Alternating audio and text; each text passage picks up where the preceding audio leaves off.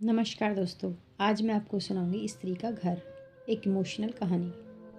आज की कहानी स्त्री का घर थोड़ी सी इमोशनल है, लेकिन इमोशनल होते हुए भी इसका संदेश बहुत अनमोल है।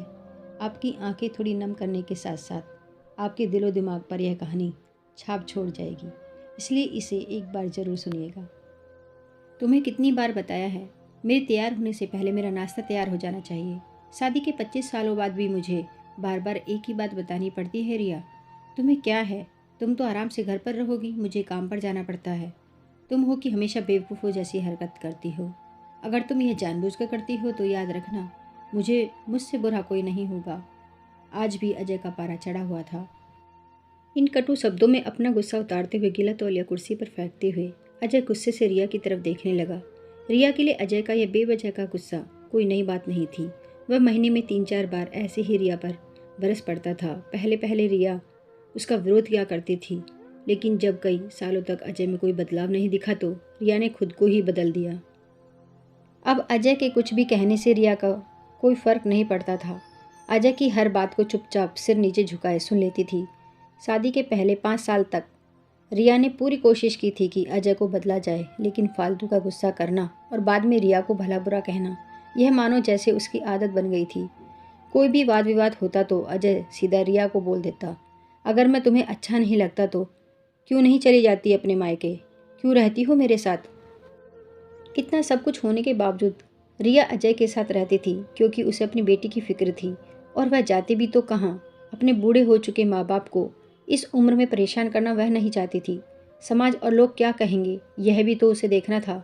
वह इतनी पढ़ी लिखी भी तो नहीं थी कि खुद जाकर कोई नौकरी कर सके और अपना और अपनी बेटी का पालन पोषण कर सके। रिया को अब अपनी फिक्र नहीं थी, उसको फिक्र थी तो बस अपनी शादी लायक हो रही बेटी की। रिया नहीं चाहती थी कि पति पत्नी के झगड़ों की वजह से काव्या डिस्टर्ब हो। काव्या की पढ़ाई पूरी हो चुकी थी, उसके लिए अब शादी के रिश्ते आने लगे थे। कई रिश्तों को काव्या ठुकरा चुकी थी। 2-3 महीने बाद एक अच्छा रिश्ता आया। रिश्तेदारों और पहचान के लोगों ने भी लड़के के बहुत गुणगान किए थे। अजय एक शाम अपनी बेटी के पास बैठकर उसे बताने लगा, काव्या बहुत अच्छा लड़का है, पढ़ा लिखा है, बड़ा घर है, बहुत अच्छी नौकरी है। ऐसे रिश्ते बार बार नहीं आते बेटा, इस बार मना मत करना। काव्या अपने पिता से ज़्यादा बात नहीं करती थी, शायद डरती थी या शायद नफरत करती थी, लेकिन आज वो अपनी पूरी हिम्मत इकट्ठा कर बोली, मुझे अभी शादी नहीं करनी पापा, मैं नौकरी करना चाहती हूँ, खुद अपने पैरों पर खड़ी होना चाहती हूँ। हाँ तो उसमें क्या बड़ी बात है, मैंने लड़के से बात की है, वह तुम्हें किसी बात के लिए नहीं रोकेगा। तुम शादी के बाद भी नौकरी कर सकती हो, वह तुम्हें नौकरी के लिए परमिशन दे देगा। अजय बोला, मेरी नौकरी करना या ना करना उसकी परमिशन पर क्यों डिपेंड रहेगा पापा? काव्या ने पूछा, मैं कह रहा हूँ ना, तुम्हें किसी भी बात की कमी नहीं होगी वहाँ। ऐसे रिश्ते बार बार नहीं आते, इसे ठुकरा मत, बहुत खुश रहेगी वहाँ पर तू। अजय बोला, पापा क्या मैं उतनी ही खुश रहूंगी जितनी मम्मी इस घर में खुश हैं? काव्या ने तंज कसते हुए कहा, आज तुम्हारी जवान कुछ ज़्यादा नहीं चल रही? अजय गुस्से में आंखें बड़ी करते हुए बोला, पापा मुझे शादी ही नहीं करनी है, क्योंकि शादी के बाद अगर वह लड़का आपके जैसा निकला तो मैं क्या करूँगी? मुझे आपके जैसा जीवन साथी नहीं चाहिए जो बिना बात के मुझ पर हमेशा चिल्लाए।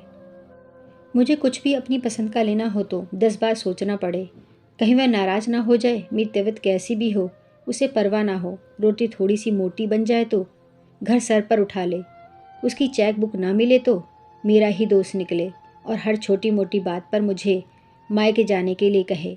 काव्य ने अपना दिल खाली करते हुए पापा से सब कह दिया। अजय का गुस्सा 7वें आसमान पर था, लेकिन उसके मुंह से एक भी शब्द नहीं फूट रहा था। वो काव्या की बातें सुन रहा था। काव्या उतना ही बोलकर चुप नहीं हुई। आज पहली बार वह अपने पापा के सामने इतना कुछ बोल रही थी।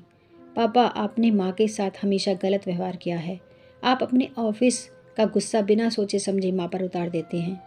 कभी इस बात की परवाह भी नहीं करते कि उन्हें कैसा लगता होगा। आपकी बातें सुन सुनकर माँ ने अपना स्वाभिमान खो दिया। अजय आज पहली बार अपने किए बर्तावों को महसूस कर पा रहा था। वो इतना ही बोल पाया, जो तुम्हारा मन है वो करो, मैं तो इतना बुरा हूँ ना? काव्या ने अजय का हाथ पकड़ा और बोली, पापा मुझे सिर्फ एक सवाल का जवाब दे दो, क्या आप चाहोगे कि मेरा पति आपके जैसा हो? अगर आपका जवाब हाँ है तो कर दीजिए मेरा रिश्ता आज ही, और ना है तो मुझे आत्मनिर्भर बनने दीजिए। अजय कुछ भी ना बोल पाया और वहाँ से चुपचाप बाहर चला गया। आज से उसे रिया के सामने जाने में शर्म आ रही थी। चलते चलते उसकी आंखों से आंसू बह रहे थे। अजय ने आज से अपने आप को बदलने का निश्चय किया। अगले दिन से रिया ने अपने पति में काफ़ी बदलाव देखा। वह सोचने लगी कि जो हिम्मत काव्या ने दिखाई है, वह हिम्मत अगर मैं पहले ही दिखा देती तो शायद आज परिस्थिति कुछ और होती। अब काव्या पढ़ लिख कर अच्छी नौकरी करने लगी थी और 3 साल बाद उसके लिए एक अच्छा रिश्ता आया और उसकी विदाई पर अजय बोला, बेटा तू हमेशा खुश रहेगी क्योंकि तेरा पति तेरे बाप जैसा नहीं है। अजय की यह बात सुनकर रिया और काव्या की आंखों से आंसू बहने लगे। दोस्तों, हमारे समाज में औरतों को भले ही देवी का दर्जा दिया जाता है, लेकिन वह स्वतंत्रता नहीं दी जाती जो उन्हें देनी चाहिए। उन्हें बचपन से ही बताया जाता है कि वह पराया धन है। स्कूल से आने में देर हो जाए तो पिटाई मिलती है। मोबाइल पर बातें करते हुए दिख जाए या खिड़की से झांकते हुए दिख जाए तो शक किया जाता है। माँ बाप का घर तुम्हारा नहीं है, पति का घर ही तुम्हारा घर है। जीवन भर ये बातें बता बता कर उन्हें ससुराल भेज दिया जाता है और एक दिन किसी छोटे मोटे झगड़े में ससुराल वालों से उन्हें सुनना पड़ता है कि इस घर को छोड़ दो और मायके चली जाओ। अब आप ही बताओ दोस्तों, ऐसी स्त्रियों का सच्चा घर कौन सा है? आखिरकार वह किस घर को अपना कहें? कमेंट करके ज़रूर बताएं। धन्यवाद।